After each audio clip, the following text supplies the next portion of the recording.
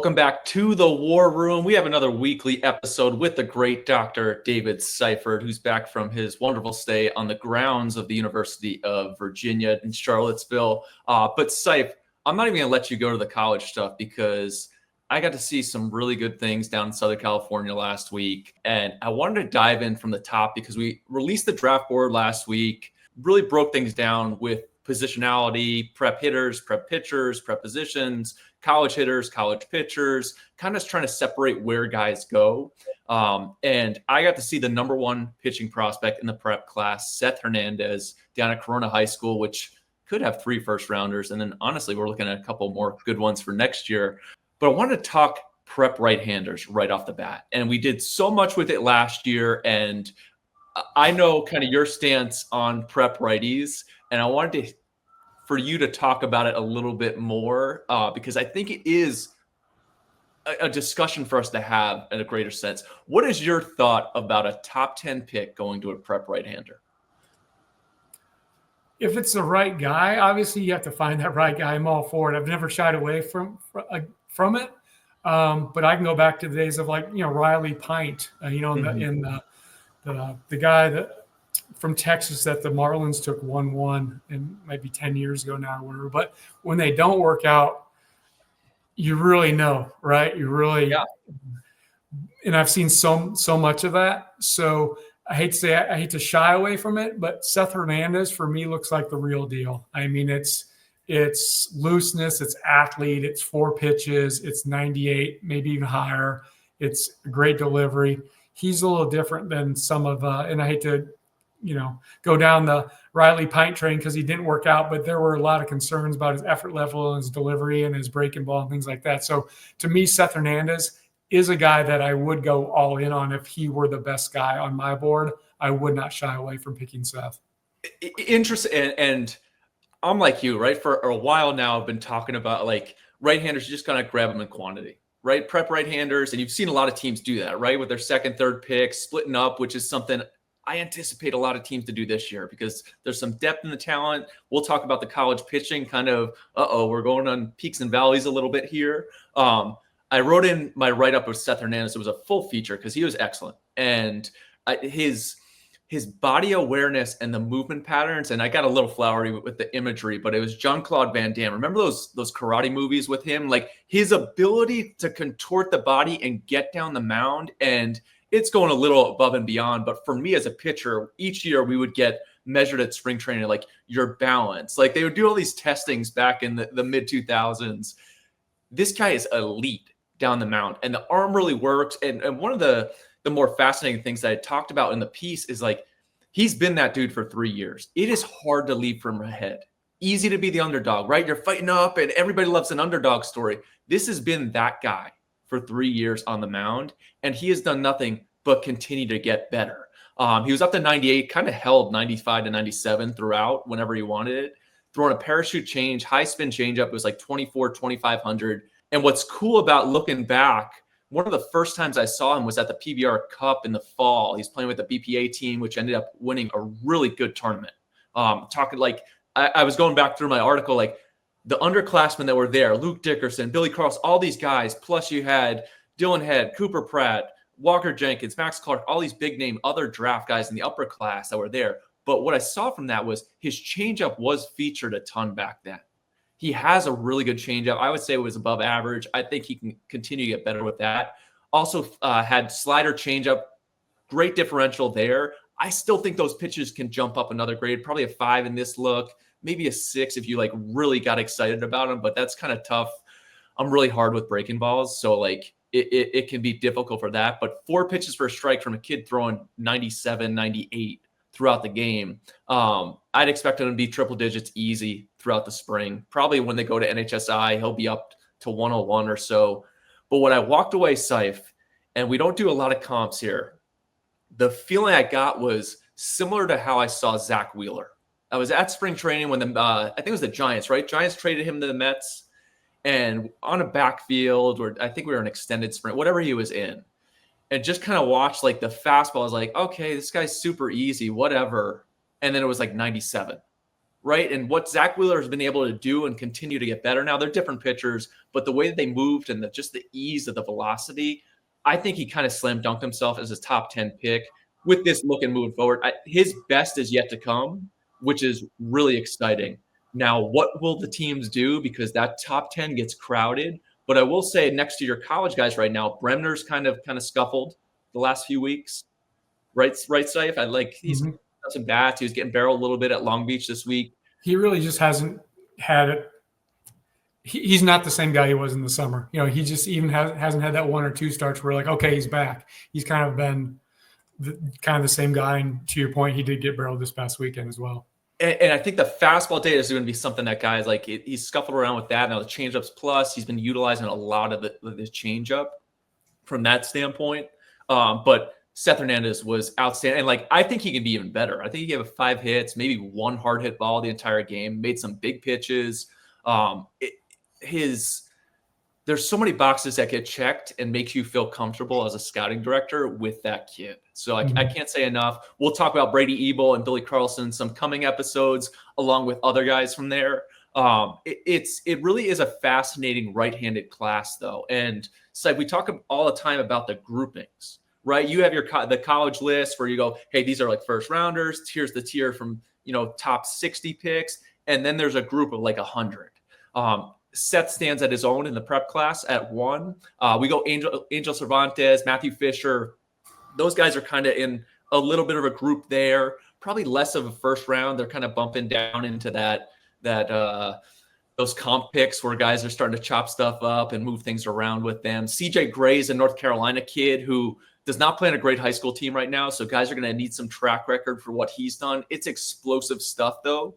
You're going to have to really dream on him because I don't know what you're going to be able to see from his high school season. Honestly, I would imagine him going to the combine will be a huge deal for him. Justice DeYoung, Reed Worley, 2 All-Americans, really starter stuff. Billy Carlson's actually up on this list as a top 10 righty arm.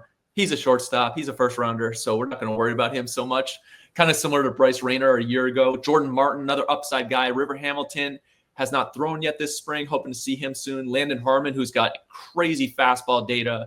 I'd assume a lot of analytics teams are going to go nuts about Landon Harmon. Then Aaron Watson, who's a righty from the Jacksonville area there at TCA. I got the chance to see. It's super easy out of his hand. But after those guys, you're talking about from our high school list, Seif, which makes it so tough. And you can talk about this from your days as an area guy and a cross-checker. You kind of go from 10 and it stretches to 65. There are dudes popping up. I'm thinking Brandon Shannon in Illinois who came to the Super 60. It's explosive stuff. Dude, how do you fit this guy against Miguel Samay in New York? Miles Upchurch, who is a Super 60 guy. It all kind of ties in, especially once you hit 10, 11 on these righties. Signability. How much better is this guy? So talk a little bit about those righties from your standpoint with how do you start piecing those guys together where they are on your tier? Well, I think I'll go back to Hernandez too. He is a top pitching prospect. And what I forgot to mention earlier is every draft is different, right? So we can sit here and say, would you ever take a high school righty?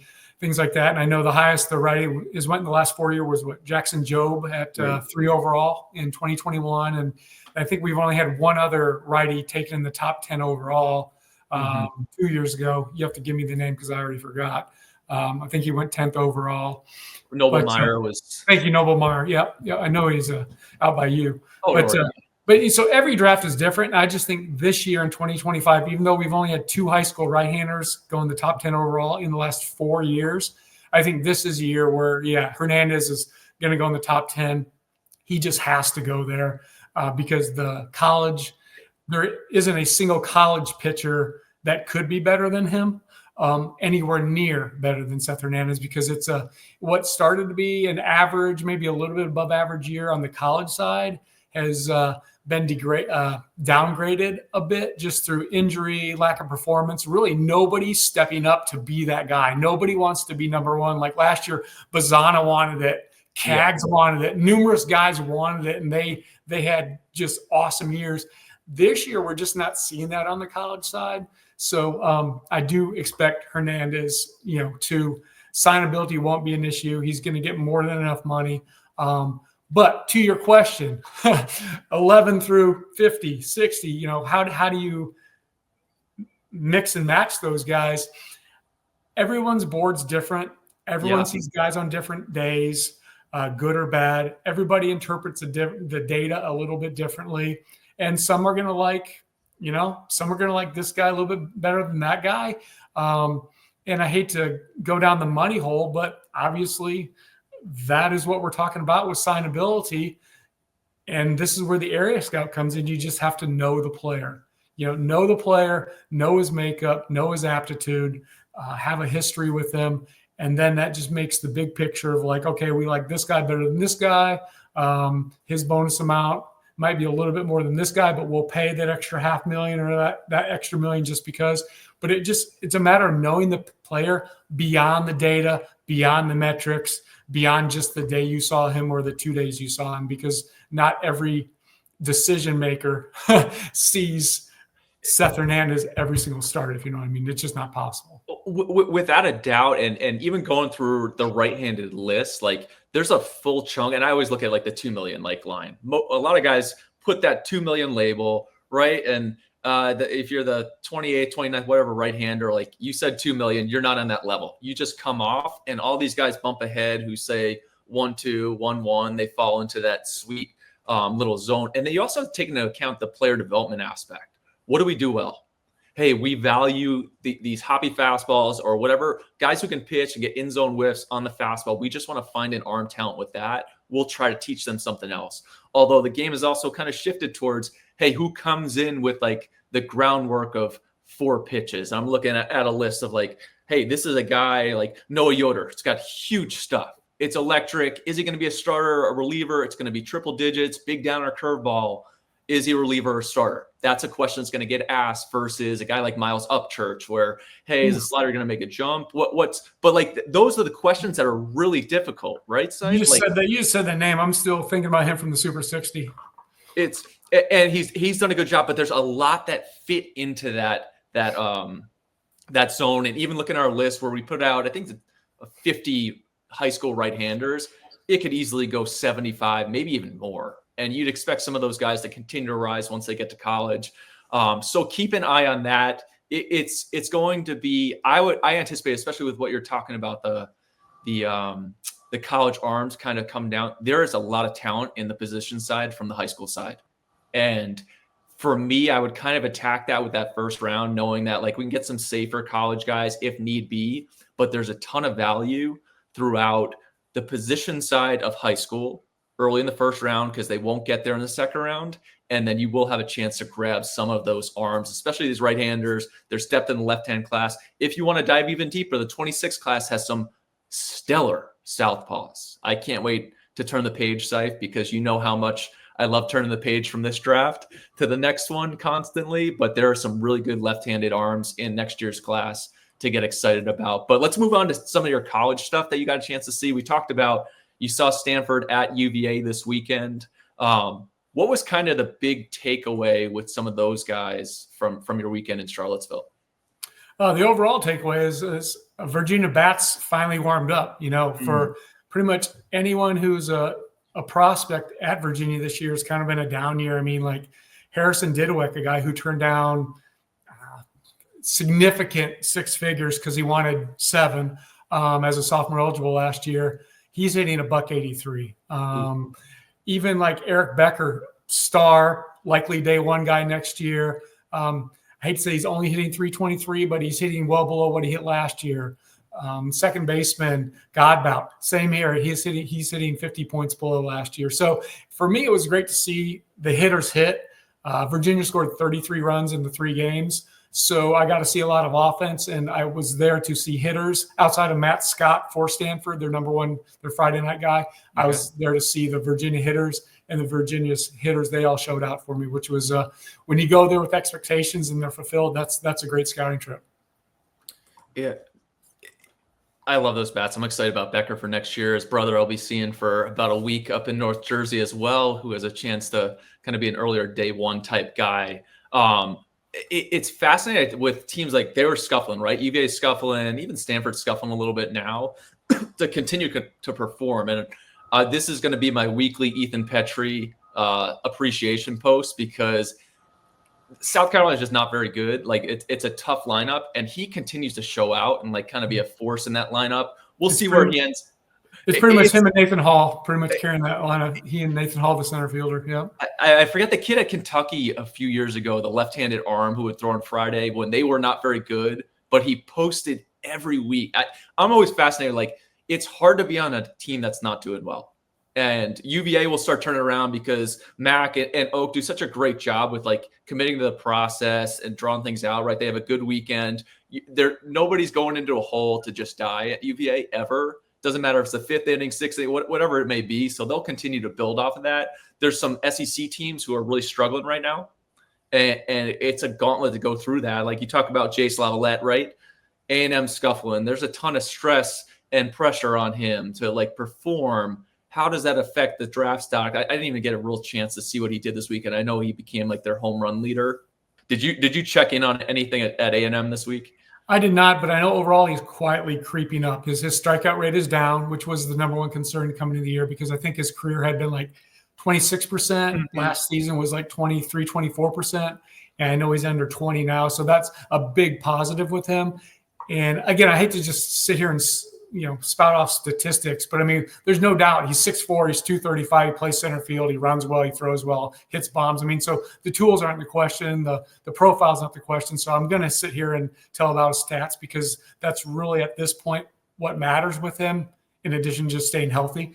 But yeah, a lot of things are progressing in the right direction for Jace, but the average, like I said, still below 300, but it's at 293, which just a couple weeks ago was more 250-ish. So everything is moving along. Maybe not to be number one, but certainly like we just talked about a few minutes ago, nobody's really making a claim to that on the college side. So he certainly hasn't been eliminated for me. And he's heading to Knoxville this weekend. There's no rest for the weary. Is that the saying? No rest for the weary. Yeah, it's A&M headed to Knoxville. So, I actually wanted to talk a little bit about that because the pitching shift over and Jamie Arnold kind of scuffled a little bit this weekend in South Bend. Fastball command not fully on, which to me happens, right? Like he was sick a little earlier in the year. He's got a lot going on. Those hiccups happened. He battled, got through the game. Bremner had a rough outing against Long Beach after last week against Irvine, looking for him to get back on track.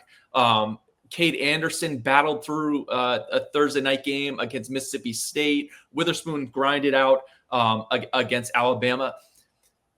Talk about the importance of posting each week. Is there some leeway? What goes, or does it come down to like, if you like this guy, you'll find an excuse. If you don't like him, you'll point to this game? I think just posting every weekend and with success. Now you don't have to go throw a shutout every weekend or anything by any means, but like Jamie Arnold, like you mentioned, he missed, I think, week 3 start because he was sick, whatever it was. But now his last 2 starts, even though, having his last 2 starts, just it hasn't been the Jamie Arnold that we saw last year. 2 weeks ago, he threw 75 pitches and was out of the game. And so people kind of were like, oh, maybe he's dinged up, maybe he's not 100% healthy. But he went out this weekend and didn't have great success either, but he did throw 95 pitches. So if something was wrong, I don't think you go and throw a guy, 95 pitches after 74 if he's dinged up. So not sure what's going on there. Maybe just a little midseason, dead arm. But hopefully he rebounds and picks up a pace. And, he's certainly still in the running as well. Compare that to Ivar Arquette, who had 3 home runs on the midweek last week, although the Beavs went to Nebraska and got a very unwelcoming Lincoln, Nebraska series loss. Arquette, has he solidified himself, or like is he steadily continuing to move? Hey, we feel better about this guy where he's at. I'm looking at the first round here. Nationals picking at 1, Angels at 2, Mariners at 3. Is there any chance Arquette at this point falls outside the top 3? I would say it's like, again, there's nobody just stepping up. He's been very solid. He can play short, so he's answered that question for a lot of people that that we're asking.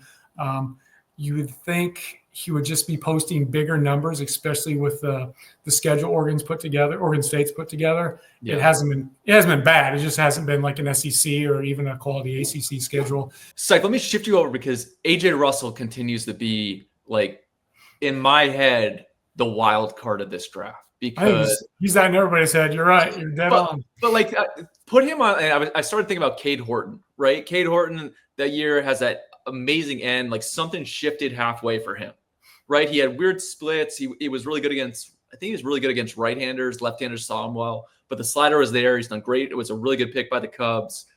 How does AJ Russell? It's almost like he's like a Euro basketball guy. We don't see him at all, but we know he's got stuff, and maybe he climbs into the top. Is there a chance he is top 10? I mean, the stuff is there.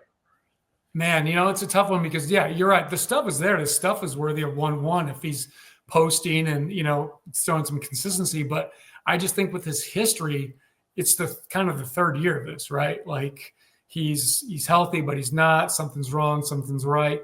And for me, that'd be a huge risk. Now, if you're talking 8th, 9th, 10th, that's certainly different than 1, 2, 3. So I hate to exclude anything because I think anything's possible. But for him to go top 3 overall, I just can't see that being in the cards, even though his stuff is certainly worthy of it.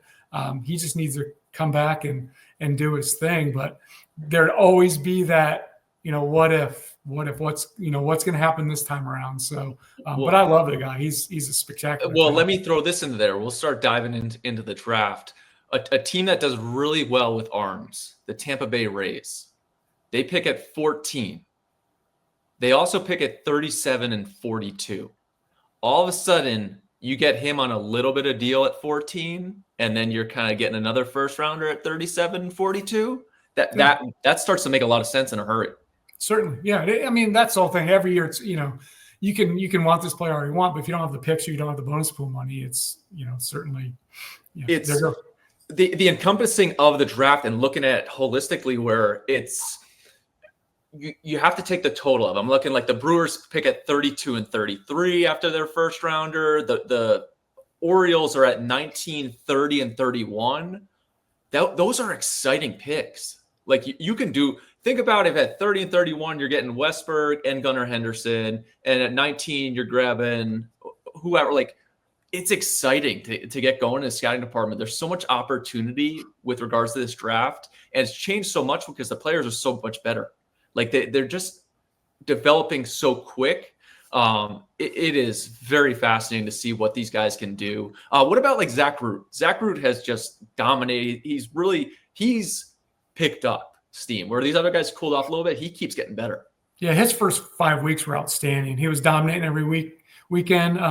He kind of had, and then I think week 5 he really scuffled at Ole Miss in week 5. It wasn't like the Zach Root we'd ever seen. I think he could get 10 hits in 3 innings. It was not good. But these past two starts in week 6 and 7, he's back there shoving. I think he threw 7 2/3, 8 innings of shutout ball this past weekend. And then the week before is pretty similar. I think he would only give up a run or 2 and maybe 3 hits in 7 innings. So he's definitely back on the rebound. I think he still slots in towards the end of the first supplemental round, early second, somewhere in that 15 pick range. I don't think he's a true top 20 overall pick, but he's definitely back last 2 weeks. Talk to me about Joe Vellini. Oh, yes. Joe Vellini, me, left-handed, love curveballs. Those are my 2 strengths in my pitch. Certainly not this level, but if I had strengths, being lefty and with a breaking ball, those were them. But Vellini was a guy I saw at first look in the fall when I went to Alabama and saw Florida State play at Alabama in 2 fall league back-to-back 9-inning doubleheader. But 4th-year guy, transferred from South Florida, I believe. But he's a low 90s. But he just has Uncle Charlie, and he pounds his zone with his hammer. And it's a 95th percentile breaking ball that he consistently throws for strikes. And some guys might have swing and miss stuff, but they don't find the zone as often, so it's not as effective. But his plus breaking ball, by all the analytics, to me it plays well beyond plus because he just repeats the pitch. And if guys put it in play, it's not for hard contact. He seldom hangs the breaking ball. 6'4", 215 pounds. Again, he's a 4th-year junior, so he's not the youngest guy, but and he's not a first rounder, but he is certainly playing his way up a lot of draft boards. And I think the draft for tomorrow, he's taken himself from maybe he's the new guy at Florida State. Let's think about him on day 2 to he's a top 3 round draft pick for me. He hits the ground running. He jumps in pro ball. He hits the ground running. He has a repeatable delivery. He's got 3 pitches for strikes. His changeup is really good too. I know I haven't talked about till now, but his changeup's not his breaking ball, but his changeup's at least average. And again, his fastball plays average. It's got some life to it. He locates it. He's the complete guy. 6'4", 250. I love big body lefties. They get out on the mound. It's 215, not 250, 215, 215. I got he's 6'4", 247 on their website.